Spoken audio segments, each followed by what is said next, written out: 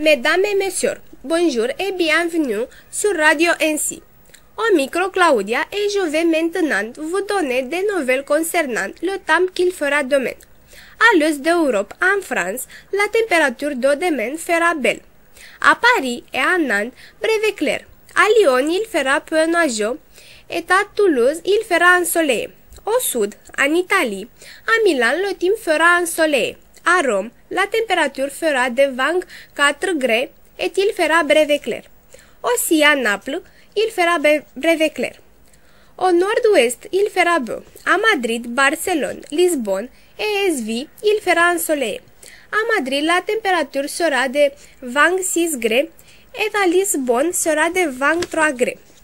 Au sud d'Europe, en Afrique, à Rabat et à Alger, il fera ensoleillé.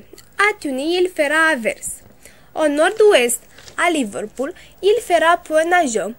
Et à Londres, il pleuvra et les maximales vont atteindre 22 degrés.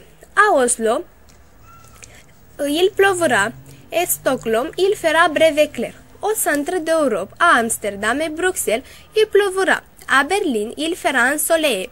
Et à Prague, la température sera de 17 degrés et il fera peu nuageux. À nord-est, à Moscou, il fera ensoleillé et la température sera de 16 degrés. À l'est, à Varsovie et à Kiev, il fera ensoleillé. À l'est sud d'Europe, à Budapest, il fera couvert. À Belgrade et à Istanbul, il pleuvra et à Athènes, il fera orage. Au nord-ouest d'Europe, à Belfast et à Dublin, il fera breve clair. C'est tout pour aujourd'hui. Au revoir.